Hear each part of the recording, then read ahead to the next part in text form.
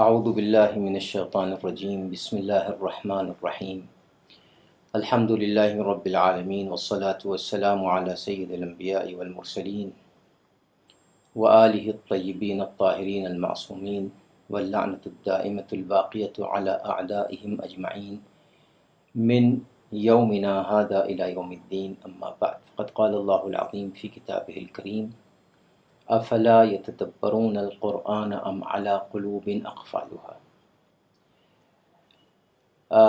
آیت اللہ العظمیٰ امام خمینی بانی انقلاب اسلامی کی 32ویں برسی کے موقع پر ہم تمام ملت اسلامیہ کی خدمت میں تسلیت اور تعزیت پیش کرتے ہیں، اور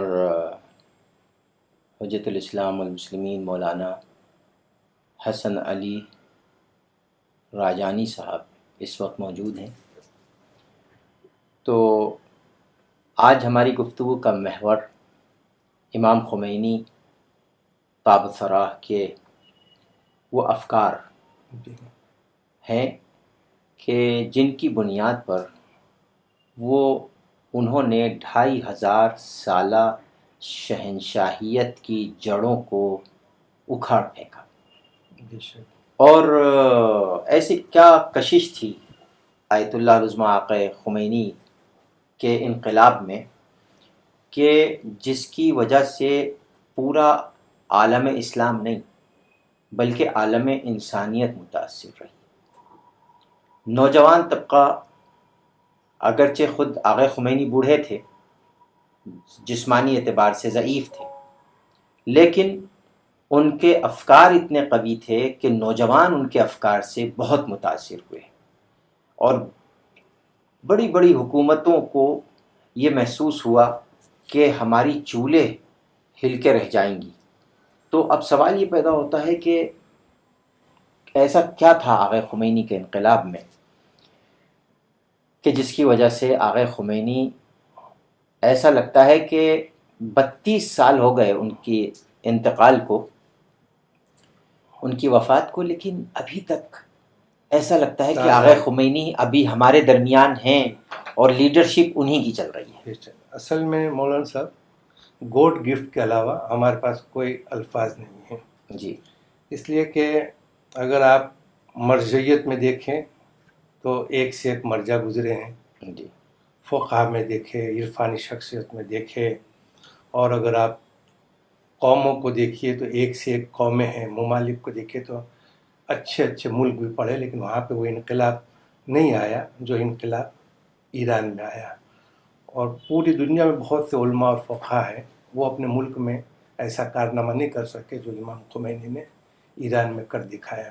اور آج ہم یہ کہتے ہیں کہ ایران میں اسلامی انقلاب آیا، اور وہ انقلاب خمینی صاحب لے کے آئے، جو کہ اس کو بھی ہم نے محدود کیا ایران تک۔ اصل میں وہ پوری دنیا میں انقلاب لے کے آئے، ہم نے اس کو فقط ایران تک محدود کر دیا۔ آج ہم ان کے افکار، ان کے جو فکرے تھی، اگر ان کے اوپر وہ تدبر کریں، ان کے اوپر ہم یہ کام کرنا شروع کریں، تو وہ ساری باتیں جو ایران میں ہیں وہ ساری پوری دنیا میں بھی آ سکتی ہیں، ہو سکتی ہیں۔ اور کچھ ممالک جن کے نام میں نہیں بتانا چاہتا ہوں، وہاں پہ وہ مشن چلا بھی، اور وہ لوگ کافی حد تک کامیاب بھی ہوئے ہیں۔ جزاک اللہ۔ دیکھیے، اصل میں آقا خمینی کے جو انقلاب کا محور تھا، وہ سب سے پہلے تو قرآن مجید نے جو فکر دی ہے عالم بشریت کو، وہ تھی۔ مثال کے طور پہ سب سے اہم چیز ہے فکر، سوچ، تھنکنگ، عقل سے کا تعقل، ادراک، تفکر، اس پہ قرآن مجید نے زور دیا ہے۔ جو آیت میں نے ابتداً تلاوت کی، جس آیت کا تلاوت کا شرف حاصل کیا، اس میں اللہ یہی فرماتا ہے سورہ مبارکہ محمد کی 24ویں آیت میں کہ افلا یتدبرون القرآن، کی لوگ قرآن میں تدبر کیوں نہیں کرتے، تفکر سے کام کیوں نہیں لیتے، کیا ان کے دلوں پہ، یہاں پہ دل سے مراد جو ہے عقل ہے، کیا ان کی عقلوں پہ تالے لگے ہوئے ہیں؟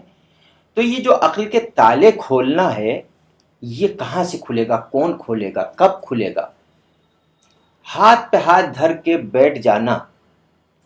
ہمارے تو الحمدللہ اللہ کا شکر ہے کہ فقہ جعفریہ میں کہیے، ملت جعفریہ میں کہیے، عالم تشیع میں کہیے، اثنا عشری فرقے میں کہیے، ہمارا ماضی بھی الحمدللہ بہت ہی سنہرا گزرا کہ 11 ایسے امام جو رسول اللہ صلی اللہ علیہ وآلہ وسلم کے نائب تھے، انہوں نے وہ علوم کے دریا بہائے اور ہر زمانے میں انہوں نے ملت کو بیدار کرنے کا کام کیا۔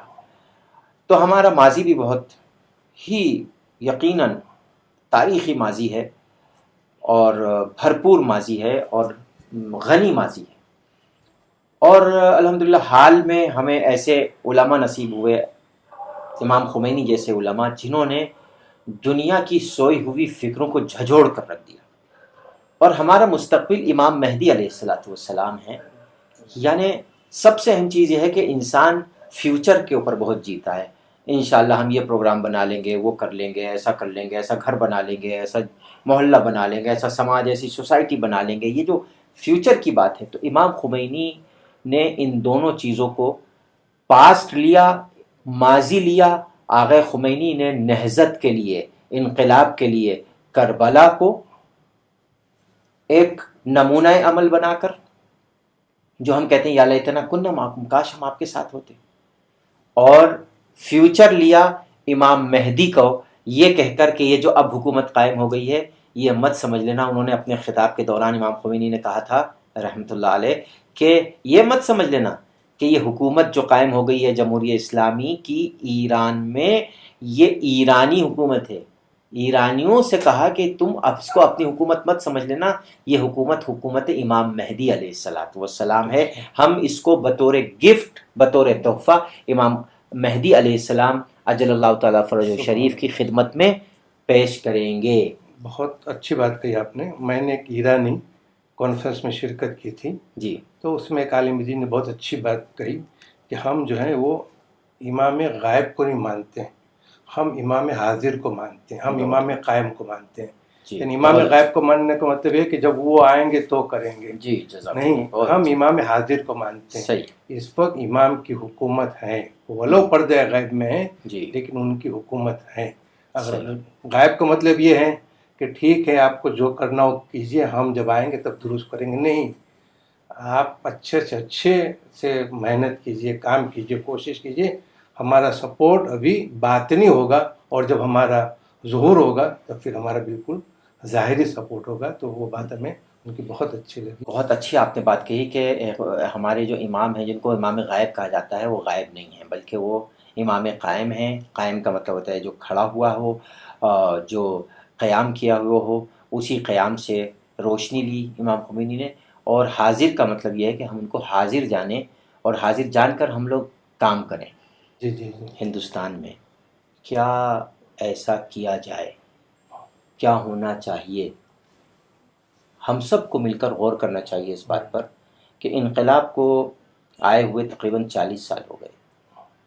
اس 40 سال کے عرصے میں پوری دنیا میں بدلاؤ محسوس ہوئے، پوری دنیا میں تحریکیں چلیں، بہت سے انقلاب آئے، بڑی حکومتوں کے تختے پلٹے گئے، لیکن کیا وجہ ہے کہ ہندوستان میں مسلم سماج اور خاص طور سے عالم تشیع رہبری کے گروں سے واقف نہیں ہو سکا، اور ابھی تک ہم کو کوئی ایسا رہبر نہیں ملا کہ جو پوری ملت کو منسجم کر سکے، ایک جگہ اکٹھا کر سکے۔ دیکھیے، مجھے اس کے اوپر مرزا محمد اطہر صاحب کی ایک بات یاد آتی ہے جی، کہ ایک پتھر ہوتا ہے، اس پتھر کو آدمی بار بار مارتا ہے، 1 مرتبہ، 100 مرتبہ، 200 مرتبہ، تو وہ سوچتا ہے کہ میں ایسے اس پتھر کو مار رہا ہوں، کچھ اثر نہیں ہو رہا، لیکن ایک دن ایسا بھی ہوتا ہے کہ وہ اس نے دھیرے سے مارا اور پتھر کے 2 ٹکڑے ہو گئے۔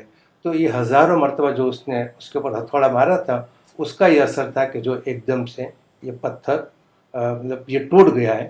تو یہ جو تحریک جو ہے 40 سال سے چل ہی رہی ہے پوری دنیا میں، اب الحمدللہ ایک دن اس کا اثر ہم سوچتے ہیں کہ ہندوستان میں بھی دکھائی دے گا، دوسرے ممالک میں بھی دکھائی دے گا۔ لیکن یہ سوچ کے ہمیں نروس بھی نہیں ہونا چاہیے، مایوس بھی نہیں ہونا چاہیے کہ ہم ہاتھ پہ ہاتھ دھر کر یہ بیٹھے رہیں اور یہ سوچتے رہیں کہ ہم پتھر کے اوپر ہتھوڑا مار رہے ہیں، لیکن اس کے کچھ کچھ آثار بھی نظر آنے چاہیے۔ اور قوم کو بھی چاہیے کہ قوم بھی سوچے کہ ہمارے پاس ایسا رہبر کیوں نہیں ہے، یا ہمارے پاس ایسا رہبر نہیں ہے، یا تو ہم ایسے نہیں ہیں، اور رہبر کو بھی سوچنا چاہیے یا تو ہم ایسے نہیں ہیں یا تو عوام ایسے نہیں، کن چیزوں کی کمی ہے۔ میں تو سوچتا ہوں کہ دونوں چیزوں میں سے کسی چیز کی کمی نہیں ہے، ہمارے مومنین بھی اچھے ہیں، ہمارے علماء بھی اچھے ہیں، بس ایک وقت کی ایک وہ ضرورت ہے۔ جب وقت آئے گا تو انشاءاللہ کوئی نہ کوئی ہمارے بھی ہندوستان کے اندر کوئی قائد بن کے انشاءاللہ ابھر آئے گا۔ ابھی ہمارے سامنے کسی ایسے قائد کا نام نہیں ہے کہ جس کا ہم نام لیں کہ ہندوستان میں فلاں عالم دین قیادت کر رہا ہے۔ جو ہے وہ اپنے محلے تک محدود ہیں، جو ہیں وہ اپنی انجمن تک محدود ہیں، اور زیادہ سے زیادہ اگر کوئی قائد بنا ہے تو اپنے شہر تک محدود ہے، لیکن شہر کے باہر اس کی کوئی حیثیت بہت اچھا نہیں ہے۔ اصل میں قائد وہ ہوتا ہے کہ جو ملت کے ساتھ ساتھ حکومتوں کو بھی احساس کرا دے کہ کوئی قائد موجود ہے۔ بے شک بے شک۔ اور ابھی ہمارے یہاں کوئی ایسا قائد نہیں ہے کہ جو حکومت اور عوام دونوں کو احساس کرا دے کہ اس ملت کا یہ قائد ہے کہ جو شجاع بھی ہے، ذی علم بھی ہے، ذی وقار بھی ہے، اور ایک زندہ تحریک لے کر چلنا چاہتا ہے۔ اچھا، ہم آپ سے ایک بات پوچھنا چاہتے ہیں کہ آپ نجف میں رہے ہیں، تو خمینی صاحب کے متعلق کوئی ایسی بات ہو کہ جو دیکھیے، اصل میں امام خمینی رضوان اللہ تعالی علیہ بہت ہی عظیم شخصیت تھے، اور ہمارے والد حجت الاسلام والمسلمین مولانا سید ابو الہاشم صاحب قبلہ مرحوم، جہاں نجف میں گھر تھا ہمارا، تو بس اسی کے بالکل سامنے ہی سمجھیے، جیسے ہی ہم لوگ گھر سے نکلتے تھے، گلی دوسری جو گلی تھی بالکل سامنے، اس میں امام خمینی کا گھر تھا، اور اکثر و بیشتر وہ ہماری عمر تقریباً کوئی 5 برس کی ہوگی، تو وہ اکثر و بیشتر امام خمینی کے پاس ملنے جاتے تھے ایسے وقت میں کہ جب درس نہ ہو۔ اس کا ریزن یہ تھا کہ شہید مصطفیٰ خمینی جو آیت اللہ العظماء خمینی کے بڑے فرزند تھے اور خود بھی مجتہد تھے، صاحب اجتہاد تھے، وہ ہمارے والد صاحب کے بہت ہی قریبی بے تکلف دوستوں میں سے تھے۔ تو کبھی وہ گھر پر تشریف لے آتے تھے آیت اللہ مصطفیٰ خمینی، اور کبھی جو ہے وہ ہمارے والد مرحوم وہ آغا مصطفیٰ خمینی کے گھر پر اور آغا خمینی کے گھر پر تشریف لے جاتے تھے، تو بہت سی باتیں بیٹھ کر کرتے تھے۔ تو میں اس گفتگو میں کچھ ایسے واقعات جو اب تک میں نے نہ کہیں سنے، نہ کسی نے سنائے، نہ کسی سیمینار میں، نہ کسی کانفرنس میں، نہ کسی کتاب میں، ان واقعات کا تعلق کچھ ہم ہی لوگوں سے ہے، ہماری ذات سے ہے، جو ہمارے والد مرحوم نے قریب سے امام خمینی کو دیکھا تھا۔ تو پہلی چیز تو یہ تھی کہ ہمارے والد نقل یہ کرتے تھے کہ امام خمینی جو تھے، یہ البتہ اور لوگوں میں بھی مشہور ہو گئی ہے یہ بات امام خمینی کی، کہ وقت کے بڑے پابند تھے۔ تو وہ ٹھیک 10 بجے شب میں، ٹھیک 10 بجے شب میں وہ اس لیے جاتے تھے، حرم امیر المومنین روزانہ پابندی کے ساتھ جاتے تھے کہ شب میں ذرا خلوت ہو جاتی تھی 10 بجے، تو وہ جاتے تھے، زیارت کرتے تھے روزانہ، اور ہر شب جمعہ کو کربلا تشریف لے جاتے تھے، اور زیارت عاشورہ کے پابند تھے۔ اچھا۔ اب میں آپ کی خدمت یہاں درمیان میں ایک جملہ معترضہ کے طور پر عرض کر دوں کہ زیارت عاشورہ کے کچھ حضرات مخالف ہیں، اور وہ کہتے ہیں اتحاد کے خلاف ہیں۔ یہ امام خمینی کی فکر نہیں تھی۔ امام خمینی تو یہ کہتے تھے کہ ما ہر چه داریم از این محرم و سفر است، ہمارے پاس جو کچھ بھی ہے یہ انقلاب یہ محرم اور سفر کی وجہ سے ہے، عزاداری جناب سید الشہداء کی وجہ سے ہے۔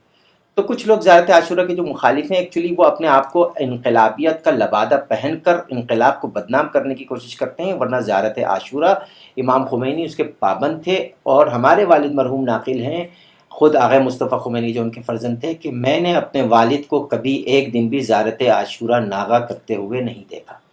تو یہ دوسری خصوصیت تھی۔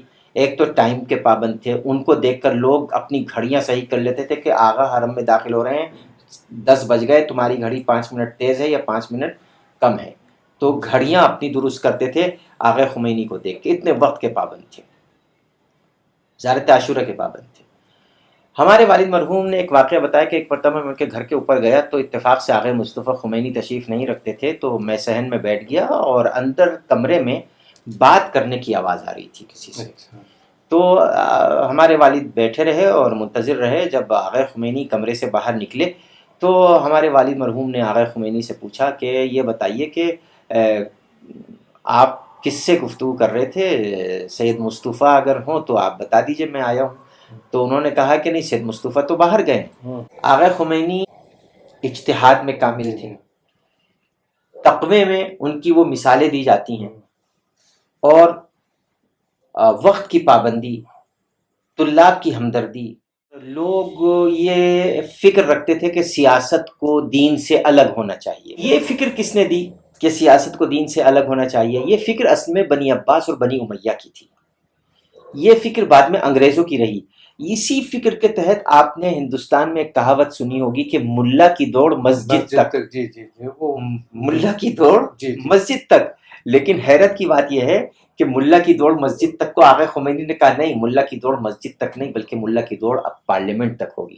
اب ملا کی دوڑ اب سیاست. تو آغا خمینی کی فکر یہ تھی، لیکن کچھ ایسا ایک گروپ تھا علماء کا جن کو آغا خمینی نے خود مقدس مآب کہا، کہ بس بظاہر صلاۃ پڑھنے کو، داڑھی رکھنے کو، اور بس خالی زیارت پڑھنے کو اور یہ کرنے کو، خالی جو ہے وہ بس اعمال کو وہ سمجھتے تھے کہ بس یہ بہت بڑا علم ہے اور بہت ہی بڑی تحریک ہے. ہمارے خیال سے جو مسائل ان کے سامنے تھے ایران اور عراق میں، وہی مسائل ہندوستان میں ہمارے سامنے بھی ہیں. جی وہ تو فقط کہاوت ہے کہ ملا کی دوڑ مسجد تک، لیکن یہاں تو حقیقت میں ہے. جی اگر ہم مسجد کے علاوہ کوئی کام کر لیں جی تو لوگ برداشت نہیں کر پاتے. بہت اچھا، جزاک اللہ. آپ پورے ہندوستان میں وقف کا جو سلسلے ہیں آپ ان کو جتنے بھی اوقاف ہیں، سب اوقاف ہیں دین کے، لیکن بے دین لوگ قابض ہیں. جی جی.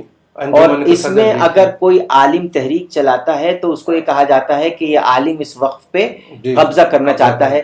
اچھا، حیرت کی بات یہ ہے کہ اسی کو کہتے ہیں فکری بیداری، کہ مومنین میں بیداری لانی چاہیے کہ ارے بھائی، وہ ایک شخص ہے کہ جو گنڈا ہے، داڑھی نہیں رکھتا ہے، صلاۃ نہیں پڑھتا ہے، اس کے گھر کی عورتیں حجاب نہیں کرتی ہیں، بے دین ہیں، یہاں تک کہ بعض شرابیوں تک کو ہم نے دیکھا ہے کہ جو اوقاف کے اوپر قابض ہیں. تو مومنین کو کیا یہ برداشت ہے کہ ایک شرابی، ایک کبابی، ایک زانی وہ دین کے مال امام پر قابض ہو جائے؟ لیکن یہ برداشت نہیں ہے کہ کوئی عالم دین کسی وقف کا ذمہ دار بن جائے. وہی فکر ہے کہ جو صدام کے زمانے میں لوگ کہتے تھے بھائی ہمیں تو حوزے سے مطلب ہے، حکومت سے کیا مطلب ہے، لہٰذا صدام آ گیا. جی جی. تو اگر اسی صورت میں ہندوستان میں جتنی بھی جماعتیں ہیں، جتنی بھی انجمنیں ہیں، جتنی بھی جماعتیں ہیں، سب کے صدر علماء کو، مولویوں کو، یا کم سے کم دینداروں کو ہونا چاہیے تاکہ ہم مزید کام کر سکیں. جزاک اللہ. اچھا دیکھیے، اور میں آپ کی خدمت میں وہ واقعات جو ہمارے والد نے نقل کیے ہم سے، تو ان میں سے ایک واقعہ نقل کیا امام خمینی کا، نجف اشرف کا. کیونکہ ہم لوگ بھی اس وقت نجف اشرف میں تھے. امام خمینی 15 سال رہے، ہمارے والد مرحوم تقریباً 17 سال وہاں نجف اشرف میں رہے. تو میں عرض کرنا چاہتا ہوں کہ امام خمینی کا ایک عجیب واقعہ انہوں نے نقل کیا. کہنے لگے کہ ایک کویت کا بزنس مین اس زمانے میں، اس نے منت مانی تھی کہ اگر میری تجارت بزنس کامیاب ہو گئی، مجھ کو فائدہ ہو گیا، بینیفٹ ہو گیا، تو میں جو ہوں اگر پروفٹ ہو گیا مجھے بزنس میں، تو میں ہر جتنے بھی نجف میں مراجع ہیں سب کو ایک امپالہ کار دوں گا. اس زمانے میں امپالہ کار بہت قیمتی کار ہوا کرتی تھی، کہ میں امپالہ کار دوں گا. چنانچہ جو ہے وہ امپالہ کار وہ آیا اور ہر مرجع کو امپالہ کار اس نے، وہ جو تاجر تھے کویت کے شیعہ تاجر، انہوں نے گفٹ کی. جب امام خمینی کے پاس وہ کار لے کے پہنچے تو انہوں نے، امام خمینی نے کہا کہ دیکھو بھائی، میرے پاس کار جیسی بھی ہے، ٹوٹی پوٹی، مجھ سے کربلا چلا جاتا ہوں، جیسی بھی ہے. اس نے کہا آپ کے پاس بہت بوسیدہ کار ہے، بہت ہی پرانی ہے، جیسی بھی ہے، لیکن یہ ہے کہ میرے لیے کام کر رہی ہے وہ. تو آپ ایسا کیجئے، جو آپ کار دے رہے ہیں اتنی مہنگی، آپ کار نہ دے کے مجھے پیسے دیجئے. میں انقلاب کے لیے تحریک چلا رہا ہوں، مجھے پیسے کی سخت ضرورت ہے. تو اس نے کہا کہ اچھا، میں ایک کام یہ کرتا ہوں کہ آپ کو میں کار بھی دے دیتا ہوں، اور میں آپ کو جو ہے وہ میں پیسے بھی دے دیتا ہوں. بزنس مین نے کہا کہ میں اس کار کے جو پیسے ہوتے ہیں، جو قیمت ہوتی ہے بنتی ہے، وہ بھی دے دیتا ہوں اور کار بھی دے دیتا ہوں. آغا خمینی نے کہا کہ نہیں، آپ ایک کام کیجئے، مجھے کار نہیں چاہیے، آپ پیسے ہی دیجئے. تو انہوں نے کہا نہیں آپ پیسے بھی رکھیے اور کار بھی رکھیے. تو انہوں نے آغا خمینی نے جب دیکھا کہ وہ بہت اصرار کر رہے ہیں بزنس مین، تو انہوں نے کہا اچھا ایک کام یہ کرتا ہوں میں کہ یہ کار میں آپ کو بیچتا ہوں، جی واہ.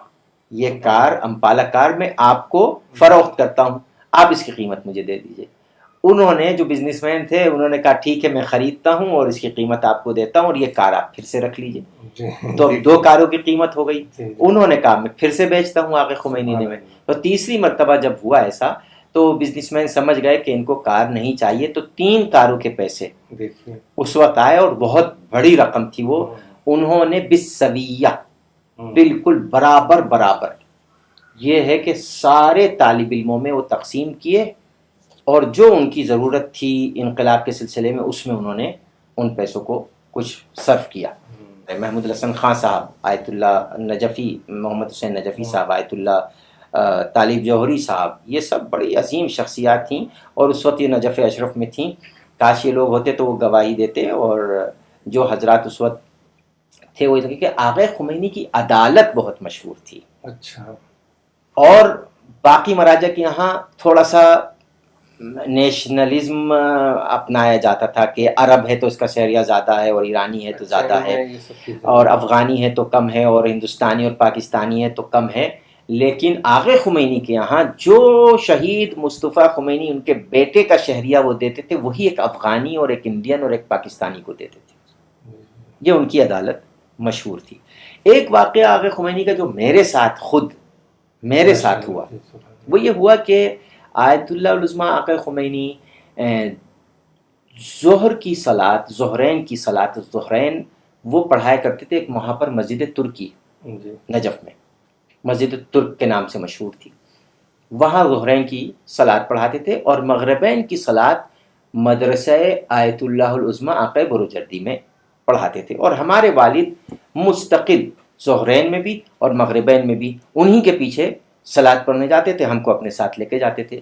ایک مرتبہ ایسا ہوا کہ وہاں پر جو وضو کرنے کے لیے واش بیسن، جس کو عربک میں مغسلہ کہتے ہیں، مغسلہ، تو وہ اونچا تھا. ہم پنجوں کے بل کھڑے ہو کر وضو کرنے کی کوشش کر رہے تھے کہ نل تک ہمارا ہاتھ پہنچ جائے. 5 برس کی عمر تھی، قد زیادہ نہیں تھا، تو وہ واش بیسن اونچا تھا. تو ہوا یہ کہ اتنے میں امام خمینی رضوان اللہ تعالی علیہ تشریف لے آئے. انہوں نے جب دیکھا کہ ایک اتنا چھوٹا بچہ پیر کے پنجوں کے بل کھڑے ہو کر وضو کرنے کی کوشش کر رہا ہے تو وہیں رک گئے، اور رک کے انہوں نے مجھے اٹھا کر اور واش بیسن پہ بٹھا دیا اور بٹھا کے کہا اب آپ وضو کیجئے. اور وضو کیا، پھر اتارا. اتنے ہم نے وضو کیا، اتنے وہ کھڑے رہے. دیکھیے آپ اس کو کہتے ہیں اخلاق نبی، اخلاق امام، اخلاق پیغمبر. اگر ایسا نبی کرتے تو بھی وہ آغا خمینی رہتے. تو پھر انہوں نے مسجد کی کمیٹی کو حکم دیا کہ بچوں کے لیے بھی واش بیسن بنائے جائیں وضو کرنے کے لیے، تاکہ بچے وضو کر سکیں کھڑے ہو کے. تو یہ ایک واقعہ جو آغا خمینی کا ملتا ہے، وہ اس بات کی دلیل ہے کہ آغا خمینی اپنی تحریک سے، اپنے انقلاب سے بچوں کو بھی جوڑنا چاہتے ہیں. جی. ان کے لیے بچوں کی ایک بات یاد آتی ہے کہ جب پوچھا تھا ان سے کہ بھئی آپ جو انقلاب لانا چاہ رہے ہیں تو یہ بتائیے کہ اتنے سارے فوجی، اتنے سارے آدمی کہاں سے آئیں گے. تو انہوں نے ایک بات کہی تھی کہ اتنے سارے فوجی اور اتنے سارے لوگ اپنی ماؤں کے پیٹ میں پل رہے ہیں. سبحان اللہ. یعنی کتنی دور رس ان کی نگاہ تھی کہ جو ماؤں کے پیٹ میں جو وہ پل رہے تھے ان کے بارے میں انہوں نے کہا. تو حقیقت میں ایسا شخص جو ہے وہ انقلاب لا سکتا. اور دور حاضر میں میرے خیال سے ایسا کوئی عالم یا کوئی ایسی شخصیت نہیں ہے کہ جن کا وہ جنازہ اتنا دھوم دھام سے اٹھا اس میں کوئی شک نہیں اور اتنا مجمع ہوا ہو. اور 32 سال ہو گیا ہے، ایسے لگتا ہے کہ جیسے ابھی ان کا انتقال ہوا ہے، اور ایسی ان کی برسی وہ منائی جا رہی ہیں. اور ان کے افکار کو زندہ کرنے کی لوگ یہ کوشش کرتے ہیں. دیکھیے 4 جون تھی جب آغا خمینی کا انتقال ہوا. ہم قم میں تھے اس وقت، اور جیسے تڑپ تڑپ کے رونا ہم نے آغا خمینی کے لیے لوگوں کو دیکھا ہے. جوان، بچے، عورتیں، مرد، روحانی یعنی علماء، غیر علماء، عوام، سب آقا خمینی کے جنازے میں شریک ہوئے تھے، اور یہاں جوگی پورے میں مجالس ہو رہی تھیں سالانہ. تو سالانہ مجالس میں جب خبر پہنچی ہے کہ آقا خمینی کا انتقال ہو گیا تو بیچ مجلس میں فضائل ہو رہے تھے، لیکن پبلک دہاڑے مار مار کے رونے لگی. تو یہ کیوں تھا ایسا؟ میں نے بہت غور کیا کہ ایسا کیوں تھا. یہ تو امام کے لیے ہوتا ہے عام طور پر ایک جذبہ. صرف ایک چیز تھی آقا خمینی کے ہاں جو میں معاف کیجیے گا بہت کم لوگوں میں دیکھتا ہوں، اور وہ ہے اخلاص. اللہ کے لیے کیا انہوں نے، جو بھی کیا اللہ کے لیے کیا. ان کے پاس جب علماء پہنچے تو انہوں نے کہا کہ دیکھو یہ جو تمہارا امامہ ہے یہ تمہیں جہنم میں لے جا سکتا ہے، یہ داڑھی جہنم میں لے جا سکتی ہے، یہ فقہ جہنم میں لے جا سکتی ہے، یہ منطق جہنم میں لے جا سکتی ہے، یہ فلسفہ جہنم میں لے جا سکتا ہے، اگر تزکیہ نفس نہ ہو، اگر تمہاری نیت پاک نہ ہو، اگر تمہاری فکر پاک نہ ہو. اس پر بہت زور دیتے تھے آیت اللہ العظمیٰ آقا خمینی. اور یہی چیز وہ نجف میں جتنے بھی ان کے ارد گرد تھے، کسی نے ان سے کہا کہ فلاں مرجع کے پاس تو بہت لوگ جاتے ہیں، آپ کے پاس تو لوگ گروپ کم ہے، تو آپ انقلاب کیسے برپا کریں گے؟ تو انہوں نے کہا کہ یہ بات وہ سوچے کہ جو لوگوں کے لیے انقلاب برپا کر رہا ہے، میں تو اللہ کے لیے کچھ کرنا چاہ رہا ہوں. جب آیت اللہ خمینی صاحب کا انتقال ہوا اس وقت میں مدراس میں تھا، وہ چنئی میں تھا. جی. اس وقت جفار قلی طبع بھی وہاں پہ وہ اسی دوران. جی. تو وہاں کچھ مومنین، کچھ لوگ دیکھا کہ وہ رو رہے اور اسد بھائی وغیرہ اور قاضی رو رہے ہیں. جی. تو میں نے سوچا ان کے والد صاحب کا انتقال ہو گیا، تو میں بھی ان کے ساتھ میں وہ شامل ہوا. جی. اور مجھے بہت افسوس ہوا کہ والد صاحب کا انتقال ہوا. تو انہوں نے کہا والد صاحب کا انتقال نہیں ہوا، ہمارے امام کا انتقال ہوا. میں نے کس کو وہ امام خمینی صاحب کا انتقال ہوا. تو خیر ہم بھی محو گریہ ہو گئے، لیکن وہ اس انداز سے وہ رو رہے تھے کہ جو بھی دیکھے وہ یہ محسوس کرتا ہے کہ بھئی ان کے والد صاحب کا انتقال ہوا. لہٰذا یہ نہیں، اس میں کوئی شک نہیں، یہ ان کے خلوص کی دلیل تھی. وہ یہی تھی کہ ان کا انقلاب آج بہت ہی، دیکھیے میں آپ کی خدمت میں عرض کروں، جب امام خمینی کا انتقال ہوا تو BBC لندن سے ایک عجیب و غریب تبصرہ یہ آیا تھا کہ اب کیسے چلے گا ایران، کون چلائے گا ایران کو. چونکہ لوگ سمجھتے تھے کہ امام خمینی تو مرجع تھے اور مجتہد تھے اور انہوں نے چلا لیا، اور ان کے آواز پہ لوگوں نے لبیک کہا اور انقلاب برپا ہو گیا اور لوگوں نے جانیں دے دیں اور شہادتیں ہو گئیں اور یہ سب ہو گیا. لیکن اب کون چلائے گا؟ آپ دیکھیے 32 برس ہو گئے، آج بھی آیت اللہ العظمیٰ آقا خامنئی کی رہبریت میں ایران ایسے ہی ڈٹا ہوا ہے استعمار کے خلاف. جتنے بھی آپ طاقتور اور پیسے والے ملک دیکھیے، بلا وجہ آپ اگر کوئی عقلی ریزن اس کا بتا دیں کہ ایران پر اتنی پابندیاں اور سینکشنز کیوں لگا رکھے ہیں، خطا کیا ہے؟ صرف خطا یہ ہے کہ وہ مظلوموں کی حمایت کرتا ہے، بس اس کے علاوہ کوئی. دیکھیے مظلوموں کی حمایت کرنے کی وجہ سے آج خود خمینی صاحب اتنے کامیاب اور کامران ہیں کہ سن 79 میں 2 چہرے پوری دنیا کے سامنے ابھر کے آئے تھے. ایک صدام حسین کا اور ایک خمینی صاحب کا. پوری دنیا صدام حسین ہی کا سپورٹ کر رہی، صرف صدام ہے نا، صرف انہی کا سپورٹ تھا. اور کسی کو کوئی کسی کا دوسرے کا سپورٹ نہیں کر رہا تھا. لیکن یہ ہے کہ وقت گزرتا گیا، لوگ برسوں تک یعنی ملینوں آدمی یہ مارے گئے. جی جی جی بالکل، دونوں طرف ملینوں آدمی وہ مطلب یہ مارے گئے. سب کو یہ تھا کہ دیکھیے انجام کیا ہوتا، لیکن لوگوں نے انجام دیکھا کہ ایران کی جیت ہوئی، اور فقط جیت ظاہری نہیں ہوئی، ایک باطنی جیت بھی ہوئی، معنوی جیت بھی ہوئی، روحانی جیت بھی ہوئی. آج کی تاریخ میں صدام کے نام لینے والے آپ کو کتنے ملیں گے، اور خمینی کا نام لینے والے کتنے ملیں گے، جبکہ ہماری تعداد میں ہمارا کوئی زیادہ وہ شمار میں نہیں ہے، ہماری کوئی حیثیت نہیں ہے. اس کے باوجود بھی پوری دنیا کے اندر صدام کے اوپر لوگوں کی خاموشی اس بات کی دلیل ہے کہ وہ بھی خمینی صاحب کی حمایت کرتے ہیں. کیا بات ہے. اب آخری بات ایک عرض کر دوں، آپ نے صدام میں ملعون، چونکہ ہم نے بھی اس کے مظالم دیکھے ہیں. صدام ہی نے نجف اشرف کا حوزہ علمیہ تباہ کیا، امام حسین علیہ السلام کے روضے پہ حملہ کیا، اور اپنے دامادوں کو اس حد تک چھوٹ دے دی تھی کہ وہ روزے کے اوپر معذاللہ جوتے کے ساتھ جائیں. اس طریقے سے اتنے مظالم ڈھانے والا اور ایران پر جنگ تھوپنے والا، جس کو جنگ تحمیلی فارسی میں کہتے ہیں، تو یہ جو زبردستی کی جنگ تھی، جیسے کہ آپ نے فرمایا، بس میں یہ آخری بات کہہ رہا ہوں، اس کے بعد جو ہے وہ ختم کرتے ہیں اس گفتگو کو، اور وہ یہ ہے کہ ایک بہت پیاری سی دعا ہے، قرآنی دعا ہے، اللہم اجعل عواقب امورنا خیرا، یا اللہ ہماری عاقبت بخیر کرنا۔ اب ان دونوں لیڈروں کی آپ عاقبت، وہ صدام بھی اپنے کو لیڈر کہتا تھا، آغا خمینی کہتے تھے میں لیڈر نہیں ہوں، میں خادم ہوں، میں خادم ہوں، قوم کا خادم ہوں۔ اور عربی میں ایک کہاوت بھی ہے، رئیس القوم خادمہم، جو خادم قوم ہوتا ہے وہی رئیس قوم ہو جاتا ہے، تو خدمت تو کرے، جیسے آغا خمینی نے کی، اپنا بیٹا شہید دیا۔ تو آغا خمینی کا جو عاقبت تھی وہ دنیا نے دیکھی کہ ایسا جنازہ، ریکارڈ ہے اس کا کہ ایسا جنازہ، ہم کئی طالب علم تھے، 10-12 طالب علم آپس میں طے کر کے گئے تھے کہ دیکھو کھونا نہیں ہے ایک دوسرے سے، لیکن جیسے ہی وہاں اس مجمع میں پہنچے ہم لوگ پھر قم ہی میں ملے آ کے، اتنا مجمع تھا، یعنی 1 کروڑ سے اوپر، 1.5 کروڑ کے قریب مجمع تھا، آپ اندازہ لگائیے۔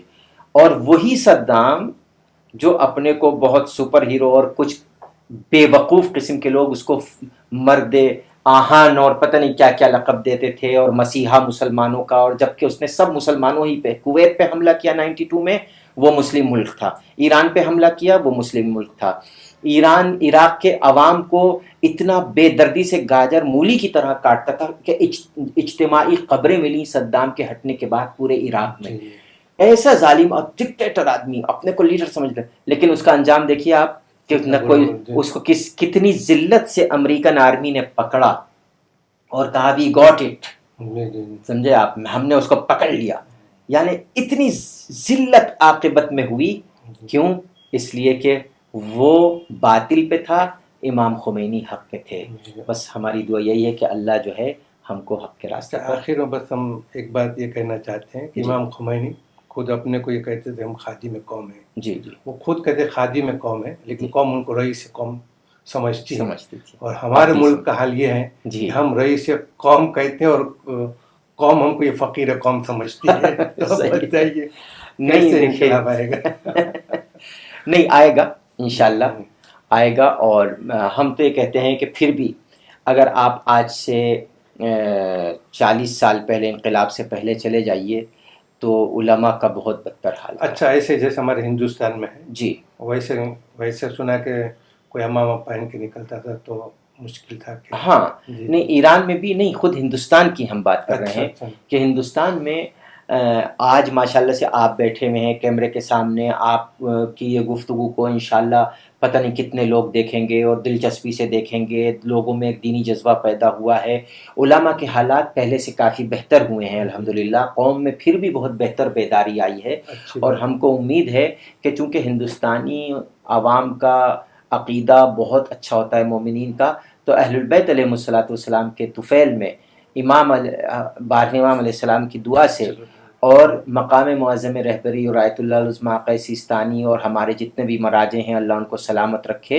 ان کی سرپرستی میں انشاءاللہ ہندوستان میں انقلاب، فکری انقلاب کا مطلب نہیں کہ ہم گورنمنٹ کو اکھاڑ کے پھینک دیں، نہیں، فکری انقلاب، مثال کے طور پہ اوقاف سے متعلق انقلاب، امام بارگاہوں سے متعلق انقلاب، مساجد سے متعلق انقلاب، کمیٹیاں مسجد کی ہیں جس میں بے دین لوگ ہیں ان کو ہٹانا اور بہترین لوگوں کو رکھنا، اور یہ جو کچھ سلسلے ابھی کچھ مقامات پر ہیں، گجرات وغیرہ میں کچھ زیادہ ہی ہیں، معاف کیجیے گا، کہ صاحب وہ کیلنڈر بدلنے سے پہلے عالم دین کو بدل دیتے ہیں، اور جب وہ اور کبھی کہیں تو ایسا بھی ہوا کہ 25 سال خدمات کی عالم دین نے، اور وہ پھر جب انہوں نے وہ جگہ چھوڑی اور پہنچے اگلی مرتبہ 1 مہینے میں ہی، تو لوگ ان کو سلام کرنے کے لیے تیار نہیں ہیں، ان کو پہچاننے کے لیے تیار نہیں ہیں۔